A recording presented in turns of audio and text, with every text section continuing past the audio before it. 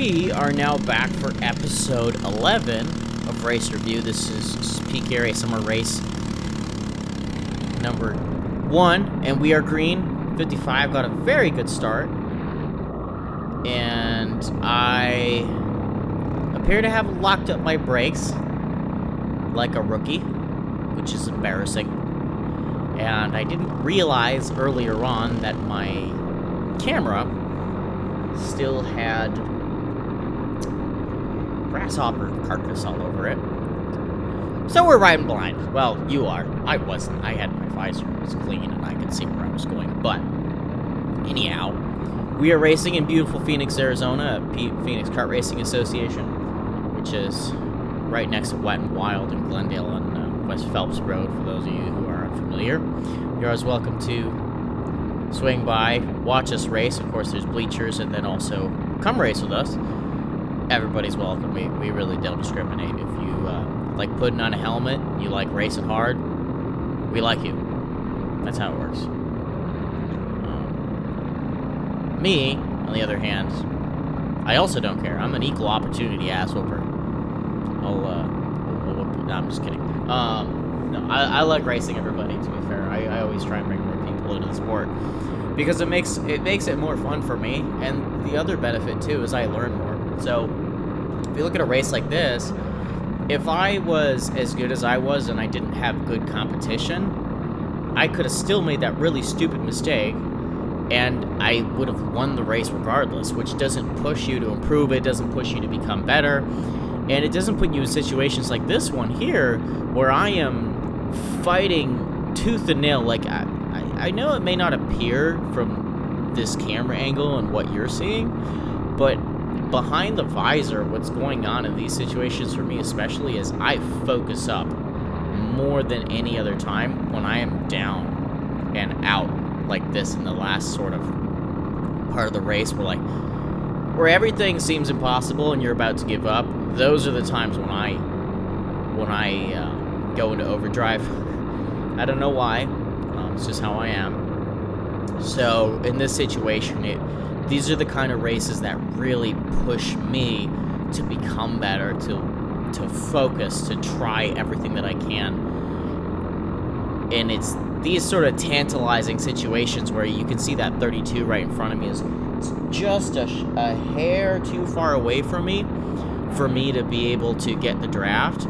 But he's just close enough, or has been that last lap, from those front two that he's been able to get a draft off them and pull away from me. And they're bump drafting each other, which is allowing them, I should say, to get away. But he runs really wide there and he makes a mistake, and that's our perfect opportunity because we're going to have that draft now coming out of Daytona. He looks back, he sees me, he knows I'm going to make that move as soon as I possibly can. And so what is he going to do here? It looks like he's going to defend down the inside, which is, oh, and Matthew, number 39, spins out and collects it. Oh, no. Oh, I forget this happened. This was crazy. So we have to rewind this. So we're going down the straightaway. He's like, I don't want to let you by. This 32 has decided he wants to defend hard.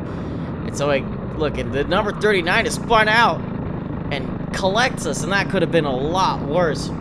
See, locked up his brakes going into turn 8 and just looped it round, and we barely cleared him because we were already going wider trying to make that switchback happen, that number 32, and then again we're just set way back. Like we gained up all this ground on that number 32 just for that to happen, and now that sucks. So now we're way far back from the 32. We have just gained a position, which, I mean, okay, we didn't have to work for that one, but on the other hand, I would have been past the 32 by now and probably within draft range of the 55, who is now halfway down the back straightaway at this point in the race. Now, this is the main, so we got probably about 14 laps. A lot can happen in 14 laps when you focus up and you drive very brilliantly, which occasionally I try to. But let's see. So we are definitely gaining on that 32 by about a tenth or two, probably about 2/10 a lap. So that is helping, but that still begs the question of how are we going to catch that 55, because he's so far ahead, and he's no slouch either. He's got a very quick go-kart, so we have to find a way to outdrive both of these guys now and somehow go get that win. And that's going to be a tough one just because of the sheer difference of distance that's between the three of us. So we'll have to see how this kind of rolls out. For now, though, behind the visor, not really thinking about that. I am fully focused on catching this 32. And you can see breaking into 8, we've gained a whole kart length. And now we're in that sweet spot that by the time we hit the back straightaway again, we're going to be within his draft. And that's going to allow us to either pass him then or to potentially pass him very shortly thereafter. As you can see again through this bus stop section, we've closed yet another kart length, and we're probably getting a little bit of a draft on this front straightaway here too, which definitely helps keeping it tidy. Let's see how he goes there. Again, runs really wide. I don't know why this is bugging. Oh, there we go. It's buffering. Let's just take that back a little bit. We don't want to miss anything because it's only a lawnmower race. But again, though, but right here we're perfectly in that draft. So this is going to be too far back to make a pass work unless he's on a really short gearing and we do an absolute send into turn 8, which I'm not opposed to doing. However, looks like it's not happening. But again, in that braking zone, we gain another kart length, and we have a much better exit out of this corner. We're right on his bumper now as we close up yet another half a kart length going into turn 5. Keeping it tighter here, too, allows us to close up on him. And now we're right behind him, and now it's just waiting for the right moment to make that move a little bit too far back to make it into turn 3, but now all we need is the right opportunity. It's waiting there for us. We're pushing him down the front straightaway. He's going to move into the inside of 12. What is he doing? He's covering the inside line a little bit, but he goes really wide there, which ironically kind of impacts us worse than it does him, because now he's just in the way and he's parking it on the apex, and so we don't get the benefit of that slingshot when we're coming out of the Daytona. And I kind of tap my helmet and point at him and say, hey, let's go get the guy in the front, and kind of tapping my helmet again. I'm like, I'm not playing with you. I don't really want to do this fighting thing. I want to win this race. If you want to fight me, well, I mean, I don't mean to be rude or anything, but it won't end well for you. And the irony of the whole situation is I'm very good friends with that guy off track, but it's a very different scenario when you're behind the wheel. Because you can be really good friends with somebody as a person, and as soon as you put that visor down, you're a totally different person. You don't recognize them at all. And that's how you have to be if you want to win these races, really. And I think that those grasshopper guts might be a collected another grasshopper, because that glare from those lights is a lot worse now. Oh, man. But, so right now, we're kind of we're about 2/3 into this race. We've recovered from 2, just honestly horrible. One was bad luck. One was a stupid mistake, but we're recovering, and it appears as if we are indeed actually catching that number 55 by about 2 kart lengths a lap, and we've got a good amount of time to go still, so this could really be all we need. And we are getting an occasional push from that number 32 driver behind us again. As you just see, we're a little bit closer to him now.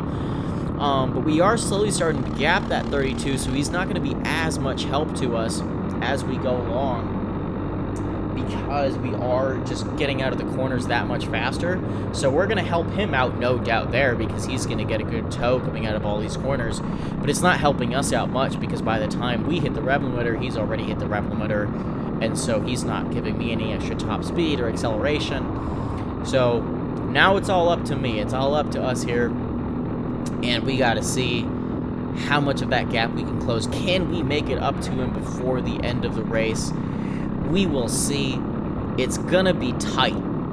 And I am just hoping to God that I don't see the 2 laps to... And yeah, that was the 2 laps to go sign. So really, he has to make a mistake at this point, because he's quick. He's not going to fall into my arms like a cat out of a tree.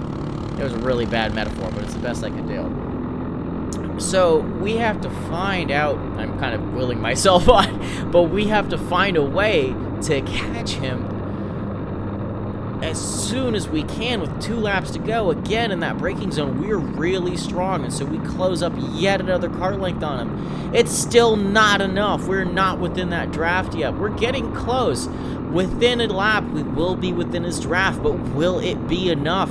What we need right now is for him to make a big mistake somewhere, a big lockup or a slide or something, but that's not happening. Again, we just close up on him a little bit more, but it's not enough. We are white flag, 1 lap to go. Can we catch up to him by the end of the lap? It's tight. It's going to be tough. He's coming to off camber. Getting closer. Daytona.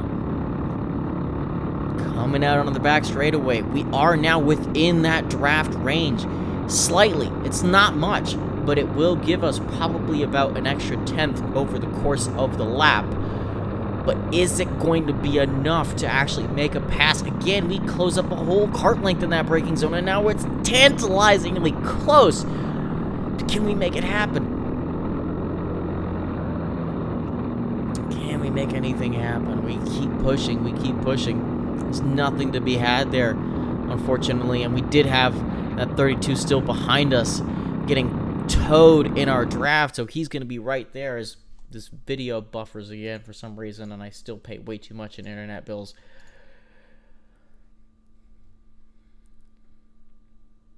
You've got to be fucking kidding me.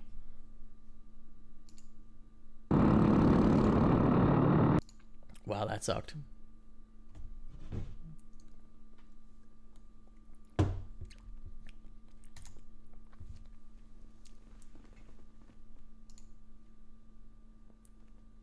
Man, Cox, what the fuck?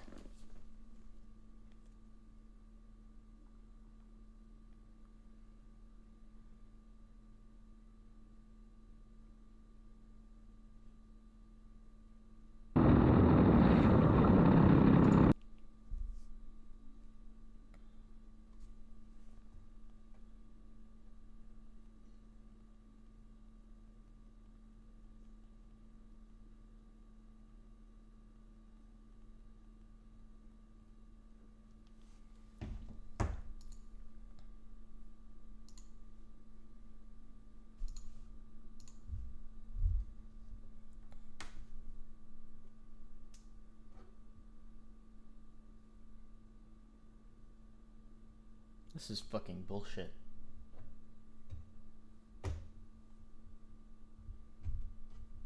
Man, fucking work already.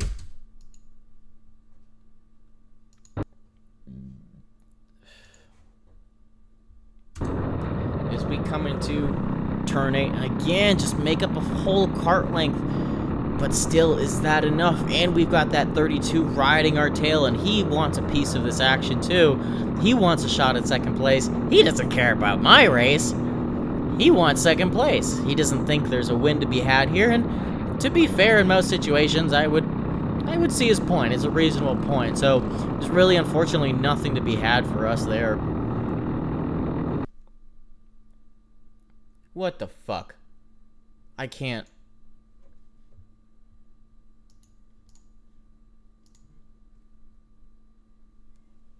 Yes!